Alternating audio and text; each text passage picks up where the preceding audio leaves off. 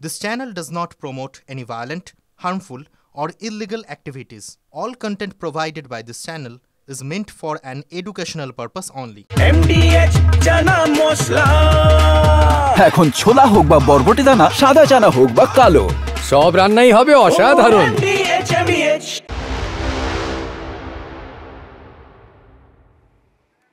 এই মুহূর্তে আমরা সেই মুহূর্তের ছবি আপনাদের সামনে তুলে ধরছি।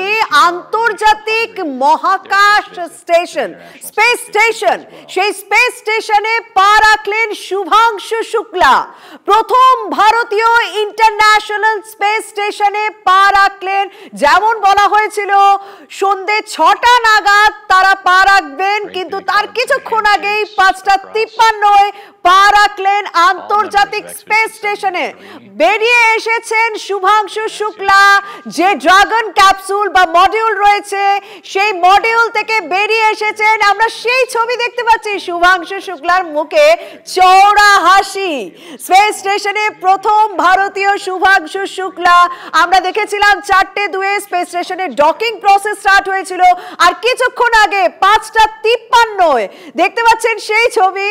আন্তর্জাতিক স্পেস স্টেশনে পা রাখলেন প্রথম ভারতীয় শুভাংশু শুক্লা। স্বাভাবিকভাবে মহাকাশে নতুন মহাকাশ সৃষ্টি হলো এবং আগামী 14 দিন তারা এখানে থাকবেন, নানা গবেষণা করবেন এবং স্বাভাবিকভাবে এটা একটা বড় সাফল্য। এবং গিয়েই তারা এক ওয়েলকাম ড্রিঙ্ক বলা যায় নাকি এটাকে, আমি জানি না এটা মহাকাশে বা মহাকাশচারীদের ভাষায় কি বলা যেতে পারে, তবে আমি এটাকে ওয়েলকাম ড্রিঙ্কই বলতে পারি। আন্তর্জাতিক স্পেস স্টেশনে গিয়ে কোথাও ওয়েলকাম ড্রিঙ্ক দিচ্ছেন 4 মহাকাশচারী। আমরা হয়তো আস্তে আস্তে সেই তথ্য পাবো, তবে সেটাকে আমরা একটুখানি ছবি প্রতীকী হিসেবেই ব্যাখ্যা করতে পারি। আন্তর্জাতিক স্পেস স্টেশনে ওয়েলকাম ড্রিঙ্ক শুভাংশু শুক্লাদের। প্রথম ভারতীয় হিসেবে পা রাখলেন আন্তর্জাতিক স্পেস স্টেশনে। আমার সঙ্গে নিউজ রুম থেকে রয়েছেন আমার সহকর্মী কমলেশ। কমলেশ, গতকাল 12:02 একটা মহেন্দ্রক্ষণ, আর এখন 5:53 আন্তর্জাতিক স্পেস স্টেশনে ভারতীয় হিসেবে প্রথম পা রাখলেন শুভাংশু শুক্লা। শর্মিষ্ঠা, নিশ্চিতভাবেই এটা মানে গর্বের মুহূর্ত, সেই মহেন্দ্রক্ষণ যার অপেক্ষায় আমরা ভারতবাসী সবাই অপেক্ষা করছিলাম। তার কারণ এই প্রথম কোনো ভারতীয় আন্তর্জাতিক স্পেস স্টেশনে পা রাখলো, এই প্রথম শুভাংশু শুক্লা পা রাখলো।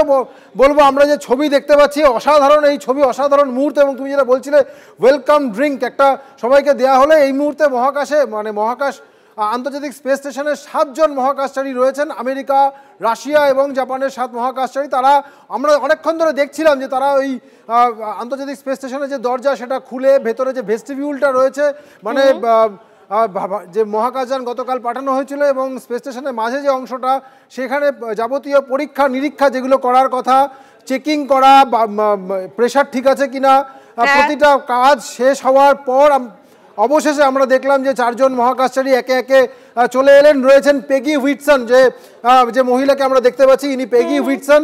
ইনি এনার কাছে এই মহাকাশ স্পেস স্টেশনে ফেরাটা, উনি ফিরে এলেন। উনি আজকে ওনার 676তম দিন, এর আগে 675টা দিন উনি কাটিয়ে গিয়েছেন এই স্পেস স্টেশনে। আজকে ওনার 676তম দিন। শুভাংশু শুক্লা রয়েছেন তার ঠিক পাশেই এই অভিযানের পাইলট, এবং দুপাশে রয়েছেন হাঙ্গেরি এবং পোল্যান্ডের 2 জন পাইলট। পোল্যান্ড এবং হাঙ্গেরির 2 জন মিশন স্পেশালিস্ট। পোল্যান্ড এবং হাঙ্গেরি 8-এর দশকে মহাকাশে গিয়েছিল, ভারত 1984 সালে গিয়েছিল। 3টে দেশই মহাকাশে তাদের প্রত্যাবর্তন হলো।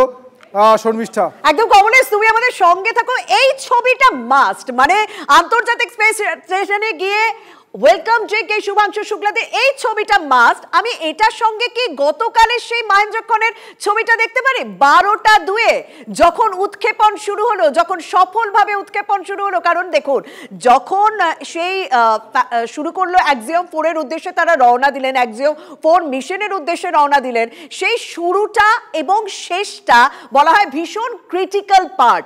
আমি তাই সেই সময়কার ছবিটাও দেখাতে চাই।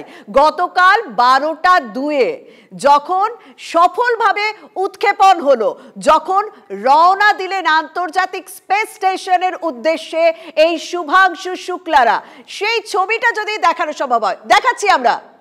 গতকাল 12:02 একটা মহেন্দ্রক্ষণ, যখন তারা উদ্দেশ্যে রওনা দিলেন, এই আন্তর্জাতিক স্পেস স্টেশনের উদ্দেশ্যে রওনা দিলেন। আর এক পাশে দেখতে পাচ্ছেন 5:53 নাগাদ আন্তর্জাতিক স্পেস স্টেশনে যখন পা রাখলেন, মানে ভাসতে ভাসতেই পা রাখলেন, প্রতীকীভাবে ওয়েলকাম ড্রিঙ্ক তাদেরকে দেওয়া হলো। আর একদিকে ছবি দেখতে পাচ্ছেন যখন তারা লাইভ করলেন, লাইভে বারবার গগনযান প্রকল্পের কথা বললেন এবং একটা ছোট্ট বিয়ার, একটা টেডি বিয়ার টাইপের জিনিস, পুতুল, সেটা উড়িয়ে দেখানোর চেষ্টা করলেন যে এই মুহূর্তে স্পেস স্টেশন, তারা যে স্পেস যানে ছিলেন সেই মহাকাশ যানের ভিতরের পরিবেশটা কি, সেটা সাধারণ মানুষ অতটা তো জানি না আমরা আপনারা, তাই সেই বিষয়টাই উনি লাইভ করে ফিল করানোর চেষ্টা করলেন, সেই ভিজুয়ালটাও আমরা দেখাচ্ছি। আর একদিকে আন্তর্জাতিক স্পেস স্টেশনে পৌঁছানোর পর শুভাংশু শুক্লাদের ছবি। এবার একটু ডকিং প্রসেসটা, মানে যখন ডকিং হয় সেটাও যথেষ্ট ইম্পর্টেন্ট, সেই ডকিং প্রসেসটা যেটা আজ বিকেল 4:02 আমরা আপনাদের সামনে তুলে ধরেছি, সেই ছবিটা আরো একবার দেখাচ্ছি।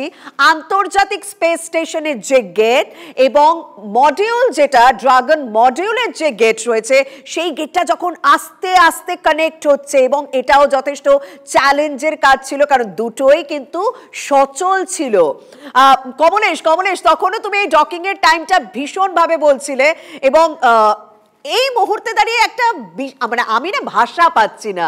একেই তো সত্যি কথা মহাকাশ বিজ্ঞান সম্পর্কে আমার ধারণা খুবই কম, বিশেষজ্ঞদের কথা শুনছি, তোমার কথা শুনছি, এবং এই মুহূর্তে যারা কমেন্ট্রি করছেন তাদের বক্তব্য শুনছি। তুমি একটু সাধারণের উদ্দেশ্যে বলো তো, গতকাল থেকে আজ পর্যন্ত এই 5:53 পর্যন্ত কতবার চ্যালেঞ্জের মুখে পড়তে হয়েছে এই শুভাংশু শুক্লাদের? দেখো, নিশ্চিতভাবেই অনেকগুলো চ্যালেঞ্জ পেরিয়েই তো গতকালের মিশন শুরু হলো। তার কারণ আমরা এর আগে দেখেছি অনেকবার এই মিশনটা পিছিয়ে গিয়েছে নানা কারণে, কখনো তরল অক্সিজেন লিক করেছে, কখনো এই যে মহাকাশ যান, যে মহাকাশ স্পেস স্টেশন, তার যে রাশিয়ান মডিউল জেভাদা মডিউল, সেখানেও কিছু লিকেজের সমস্যা ছিল। সেই সমস্ত সমস্যাকে জয় করে অবশেষে গতকাল দুপুরবেলা 12:01 রওনা দেয় ফ্যালকন 9 রকেট। তার ঠিক মাথার উপরে আমরা কালকে বারবার দেখাচ্ছিলাম যে মডিউলটা রয়েছে, সেটা হচ্ছে এই ড্রাগন ক্যাপসুল, যার মধ্যে 4 জন মহাকাশচারী ছিলেন। সেই প্রথম চ্যালেঞ্জ অবশ্যই ছিল যে বায়ুমণ্ডলের বাইরে বেরিয়ে যাওয়া এবং পৃথিবীর কক্ষপথ, সেই কক্ষপথে বসা, এবং তার পরবর্তীকালে যে কাজটা ছিল সেটা হচ্ছে আন্তর্জাতিক স্পেস স্টেশনের সঙ্গে তাল মিলিয়ে ছোটা, ওই ঘন্টায় 25 থেকে 26,000 কিলোমিটার পার আওয়ার গতিবেগে ছোটা, এবং ওই 410-20 কিলোমিটার, সেই কিলোমিটারে পৌঁছে একেবারে ডকিং, যেটা আজকে আমরা দেখলাম 4:02 আর একটা মাহেন্দ্রক্ষণ ছিল যে ডকিং 4:02 সফলভাবে হলো। এবং তার পরবর্তীকালে যেটা বিজ্ঞানীরা বলছিলেন যে অনেকগুলো কাজ বাকি থাকছে এই ডকিংয়ের পর। হারমোনি মডিউল যে জায়গাটাতে ঢুকেছে সেটা হচ্ছে স্পেস স্টেশন, তার অনেকটা বড় জায়গা, প্রায় একটা ফুটবল মাঠের সমান জায়গা। সেখানে যে হারমোনি মডিউল, তার যে দরজা, সেটাকে বলা হয় জেনিথ পোর্ট, সেখানেই আমরা 4:02 দেখলাম যে সফলভাবে ডকিং হলো। প্রথমে সফট ডকিং, তারপর হার্ড ডকিং, মানে এখানে অনেকগুলো প্রসেস পরপর হয়। এবং তারপর আমরা দেখলাম যে ছবি আমরা আসছিল নাসা থেকে, একদম তাতে আমরা দেখতেই পাচ্ছিলাম যে এই মহাকাশচারী যারা ইতিমধ্যেই স্পেস স্টেশনে ছিলেন 7 জন, তারা ওদের ওয়েলকাম করার জন্য বিভিন্ন রকমের বিভিন্ন পর্যায়ক্রমে কাজগুলো সারছিলেন। এবং অবশেষে আমরা 5:53 আমরা দেখলাম, যেটা আমরা বলেছিলাম 6টায় হবে, তার ঠিক 7 মিনিট আগে 5:53 দেখলাম যে শুভাংশু শুক্লা প্রথম ভারতীয় হিসেবে স্পেস স্টেশনে পৌঁছে গেলেন। আরো 3 জন মহাকাশচারী। আমি আবারও তোমার কাছে আসবো, খুব সংক্ষেপে বিষয়টা দেখাবো। একবার প্রথম থেকে আপনাদের একটুখানি সেই জার্নিটা বোঝানোর চেষ্টা করি। সত্যি অ্যাক্সিওম 4 মিশনটা বারবার কিন্তু ডিলে হয়েছে, কখনো আবহাওয়ার কারণে, কখনো যান্ত্রিক ত্রুটির কারণে। অবশেষে আমরা গতকাল দেখলাম যে 12:02 সফলভাবে উৎক্ষেপণ হলো। হ্যাঁ, তখন তার বাবা মায়ের চোখে একটা কান্না, আবেগ ধরা পড়েছে, গোটা দেশের মানুষের মধ্যে আমি সেই আবেগটা দেখেছি। এবং সেই 12:02 যথেষ্ট ইম্পর্টেন্ট ছিল। তার উপর আজকে 4:02 যখন সফলভাবে ডকিং শুরু হলো, ডকিং প্রসেসটা স্টার্ট হলো, সেটা একটা যথেষ্ট গুরুত্বপূর্ণ সময়, যথেষ্ট চ্যালেঞ্জের টাইম ছিল, কারণ মহাকাশ স্টেশন, আন্তর্জাতিক স্পেস স্টেশন, সেটাও সচল, আর অন্যদিকে এই মডিউল যে ড্রাগন রয়েছে সেটাও সচল। দুটো সচল জিনিস একসঙ্গে যোগাযোগ স্থাপন করছে, কানেক্ট করছে, তাই স্বাভাবিকভাবে যথেষ্ট এটা ইম্পর্টেন্ট ছিল। তখন তখনও তার বাবা মায়ের চোখে আবেগ ধরা পড়েছিল। আর তারপর আমরা দেখলাম 5:53 যখন সফলভাবে আন্তর্জাতিক স্পেস স্টেশনে পা রাখলেন শুভাংশু শুক্লা সহ 4 জন। আর এই যে মডিউল দেখলেন, সেই মডিউলে ক্যাপ্টেন বা পাইলটের আসরেই কিন্তু ছিলেন এই ভারতীয় শুভাংশু শুক্লা। প্রথম ভারতীয় হিসেবে শুভাংশু শুক্লা তিনি আন্তর্জাতিক স্পেস স্টেশনে পৌঁছে গিয়েছেন। আরো একবার সেই ছবি আপনাদের সামনে তুলে ধরছি। তাদেরকে ওয়েলকাম জানানো হয়, উষ্ণ অভ্যর্থনা জানানো হয় এবং তাদেরকে পানীয় দিয়ে অভিনন্দন জানানো হয়। অন্যদিকে তার পরিবারের সদস্যরা প্রত্যেকের চোখে একটা আবেগ রয়েছে।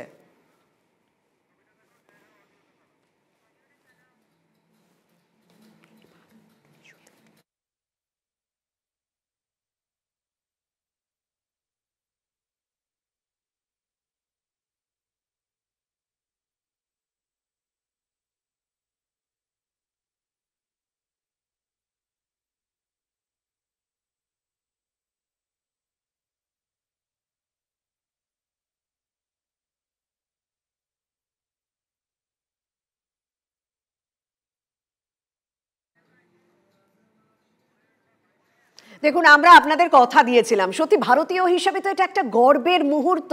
সেই গর্বের প্রত্যেকটা মুহূর্ত আপনাদের সামনে তুলে ধরেছি। একটা ছবিও কিন্তু মিস করছি না। শুভাংশু শুক্লা, তার বাবা মা, তিনি কি বলছেন, তারা কি বলছেন, তাদের বক্তব্য শোনাবো, কারণ তাদের মুখ থেকেই না আমাদের কথা, আমাদের ভারতীয় প্রত্যেকটা মানুষের মুখে একই কথা। पूरा देश गौरव महसूस कर रहा, हम तो कर ही रहे हैं, हमारा बेटा है तो सारे लोग जो है। बहुत गौरवपूर्ण क्षण है हमारे लिए, देश के लिए, प्रदेश के लिए, सभी के लिए गौरव का क्षण है। और ये हमारा तो बेटा ही है, तो हमको तो बहुत ही खुशी होती है। और देश प्रदेश की पूरी जनता हमारी जो बच्चे को आशीर्वाद दिया है, उसके लिए हम सबका धन्यवाद अदा करते हैं। দেখুন, আপাতত সাময়িক টেনশন শেষ, কারণ তারা আন্তর্জাতিক স্পেস স্টেশনে পৌঁছে গিয়েছেন। শুভাংশু শুক্লা আগামী 14 দিন তারা কি করবেন সেটা একটুখানি আমি সংক্ষেপে আমার কমলেশের কাছে, সহকর্মীর কাছে জানার চেষ্টা করি। 14 দিন কি কি কাজ রয়েছে সেটা একটু যদি খুব সংক্ষেপে দর্শকদের জন্য জানাও কমলেশ। দেখো, আজকে যেটা প্রথম ঘটবে সেটা হলো একটা দেশবাসীর উদ্দেশ্যে একটা ভাষণ, মানে যারা মহাকাশে পৌঁছন তারা প্রথমেই একটা ভাষণ দেন, একটা বক্তব্য রাখেন, দেশবাসীকে জানান যে কিভাবে পৌঁছে গেলেন। ইতিমধ্যেই দুবার শুভাংশু শুক্লা দেশবাসীর উদ্দেশ্যে অনেকগুলো কথা বলেছেন, আর খানিকক্ষণের মধ্যে হয়তো আরও একবার সেই 4 জন মহাকাশচারী অনেকগুলো কথা বলবেন। আমরা 1984 সালে দেখেছিলাম যে তৎকালীন প্রধানমন্ত্রী ইন্দিরা গান্ধীর সঙ্গে রাকেশ শর্মার কথোপকথন। তিনি জিজ্ঞেস করেছিলেন ওপর থেকে কেমন লাগছে দেশকে, বলেছিলেন সারে জাহাজে আচ্ছা। হয়তো এই পর্বেও প্রধানমন্ত্রী নরেন্দ্র মোদীর সঙ্গে বা গ্রুপ ক্যাপ্টেন শুভাংশু শুক্লার কোনো কথোপকথন হবে। 14 দিন রয়েছে হাতে, এবং এই 14 দিন ধরে যে কাজগুলো হবে সেগুলো গবেষণা। সে কোন গবেষণা? এগুলো মূলত সেই গবেষণাগুলোই হবে যেগুলো 2027 সালে যেহেতু গগনযান মিশন রয়েছে, ভারতের নিজস্ব মহাকাশ অভিযান, সেই অভিযানের প্র্যাকটিস হিসাবে বেশ কিছু অনেকগুলো কাজ করে রাখা হবে। যেমন কিছু ফসলের বীজ নিয়ে যাওয়া হয়েছে যেগুলো মহাকাশ স্টেশনে ফলানো যায় কিনা সেগুলো দেখা হবে। আরও অনেক কিছু ভাইরাস, ব্যাকটেরিয়া নিয়ে বিভিন্ন কাজকর্ম রয়েছে। সব মিলিয়ে 60খানা পরীক্ষা রয়েছে টোটাল মিশনের ভারতের। একদম সেই প্রত্যেকটা মুহূর্তের আপডেট, সেই প্রত্যেকটা গবেষণা সংক্রান্ত আমাদের কাছে যা যা তথ্য আসবে আমরা দর্শকদের কাছে যাব। এবার আমাদের শিফট করার পালা, মানে অন্য ইস্যুতে এবার আমরা যাব, অন্য হটস্পটে যাব। তবে তার আগে একটু ছোট ছোট কোলাজ দেখে নিন শুরু থেকে এখনো পর্যন্ত শুভাংশুদের কোন কোন চ্যালেঞ্জের মুখোমুখি হতে হলো। 2, 1, ignition and lift off.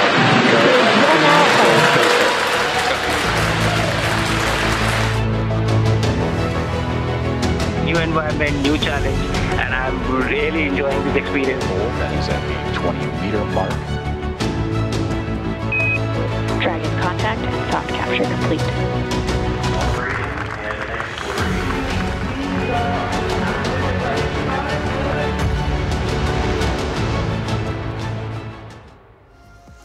মহাকাশের রথের দিকে নজর রেখেছিলাম, তো এবার রাজ্যের রাজপথে যে রথ চলছে সেদিকে নজর রাখা যাক, কারণ সেই রথকে ঘিরেও অনেক রাজনীতি দেখা যাচ্ছে।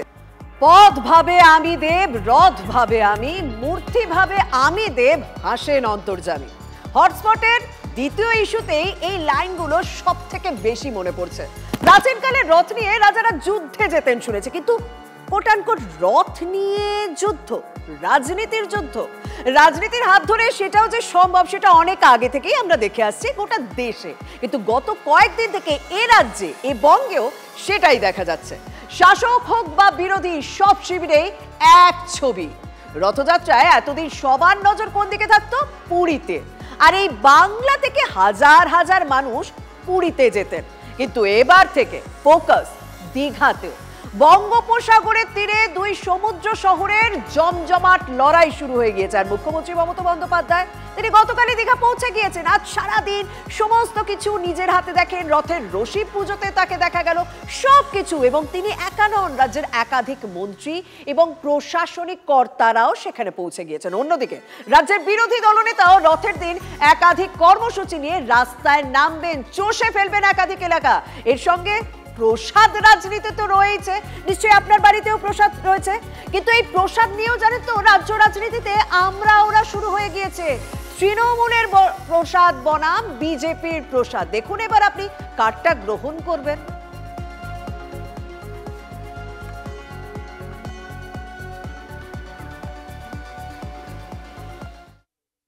দীঘার পেছনে রাজনীতি আছে, দীঘা তো মন্দির নয়।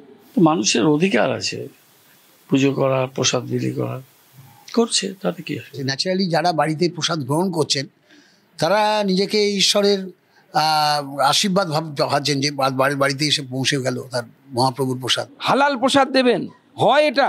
প্রচুর মানুষ আছেন যারা খুব আনন্দের সাথে প্রসাদ গ্রহণ করছেন। ফিরহাদ হাকিম সাহেবের কাছে প্রসাদ হালাল না হারাম সেটা তো আগে ক্লিয়ার করতে বলুন। মানুষ পুজো দিতে যায়, সেই প্রসাদ বাড়িতে নিয়ে আসে, আর এখানে প্রসাদ তার বাড়িতে পৌঁছে যাচ্ছে, দুটোর তো পার্থক্য আছে। কোনটা প্রসাদ? এটা মিষ্টি, গজা পেড়া মিষ্টি, এটা হালাল খাওয়ার, কোনো হিন্দু খাবেন না। এটা যারা মেলায় তাদের রাজনৈতিক দৈন্যতা। অনেক মানুষ আছেন যারা এই প্রসাদ পেয়ে কেঁদে ফেলছেন, চোখে জল এসে যাচ্ছে আনন্দের চোটে, আনন্দের চোখে জল। হালাল প্রসাদ আসছে তো সেই নয়তো ডিমান্ড বাড়তে পারে। মেটিয়াপুরি যে প্রসাদের ডিমান্ড বাড়লে আবার আলাদা বিষয়। 3টের সময় পুরী থেকে মহাপ্রসাদ আসছে, বিতরণ শুরু হবে, 5 দিন ধরে পুরীর মহাপ্রসাদ হবে, গজা পেড়া না। দেখুন, জগন্নাথ দেব বা রথযাত্রা নিয়েও যে লড়াই চলবে সেটা কোনোদিনও ভেবে উঠতে পারিনি। একদিকে শ্রীক্ষেত্র পুরী, অন্যদিকে বাঙালির প্রাণের দীঘা। পুরীর রথ নিয়ে তো নতুন করে কিছু বলারই নেই, কিন্তু দীঘার রথ এবার বাংলার মুকুটের নতুন একটা পালকে জুড়েছে। গত কয়েকদিন ধরেই সেখানে সাজো সাজো রথ। দীঘার সাধারণ মানুষ, তাদের মধ্যেও তো স্বাভাবিকভাবে উন্মাদনা থাকবে, সেই উন্মাদনাটা রীতিমতো টের পাওয়া যাচ্ছে। দীঘায় ঘুরতে ঘুরতে আমরা দেখা পেলাম এমন অনেক মানুষের সঙ্গে যারা এর আগে পুরীও গিয়েছেন আর এবার রথ দর্শনে দীঘা এসে পৌঁছেছেন। আমরা রথ উপলক্ষে এখানে ঘুরতে এসেছি, রথ দেখতে এসেছি। আমরা নদিয়ার চাকদা থেকে এসেছি, রথ উপলক্ষে এসেছি।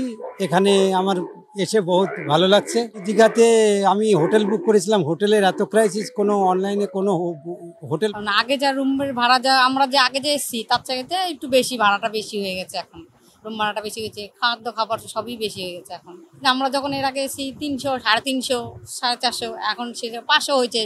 এখন সেই জায়গায় এখন 1000, 1200, 800, 900 টাকা করে রুম ভাড়া হয়েছে। দীঘা নাম শুনেছি, আর রথ মতলব মন্দির বানিয়েছে এখানে। আমরা মেমারি থেকে এসেছি। রথের জন্য আসার নতুন উদ্বোধন হচ্ছে আমাদের দীঘাতে। এতদিন পুরীতে যেতাম, ওটা একটা নতুন থেকে পুনরুত্ব এসে গেছে, এটা তার নতুনত্ব এসছে। রথের উপলক্ষেই এখানে আসা, যে পুরীর পরে সেকেন্ড যেটা রথ যেটা বলা হচ্ছে দীঘাতে, সেটা দেখার জন্য এখানে আসা হচ্ছে। সব মানুষের পুরী যাওয়া হয় না, তো দীঘাতে সেটা অনেক ইজিলি অ্যাক্সেসিবল হচ্ছে। ভীষণভাবে পাল্টে গেছে। আগে যেমন ছোট থেকে আসতাম, কিন্তু এখানে যে পুরো একদম কনস্ট্রাকশন গুলো করেছে, অনেক বেটার ডেফিনেটলি। আমরা তো এতদিন পুরীতে গিয়েছি, কিন্তু এখন দীঘাতে এত সুন্দর মন্দির হয়েছে, আর এবছর ফার্স্ট রথ, তাহলে আসতে তো হবেই, বাড়ির কাছাকাছি দীঘা আছে। ওবিসি জটের জেরে কলেজে ভর্তির প্রক্রিয়া আটকাবে না। আদালত অবমাননা মামলায় আপাতত হস্তক্ষেপ করল না হাইকোর্ট। আদালতের নির্দেশ অমান্য করে ভর্তি পোর্টাল খুলেছে রাজ্য সরকার। এই অভিযোগে মামলা হয় কলকাতা হাইকোর্টে। কয়েকটি প্রশ্ন তুললেও হস্তক্ষেপ করছেন না আদালত। 2010-এ যারা ওবিসি তালিকায় ছিলেন তাদের অধিকার নষ্ট হবে না, হলফনামায় রাজ্যকে জানাতে বলল কলকাতা হাইকোর্ট। পরের সপ্তাহে ফের এই মামলার শুনানি রয়েছে।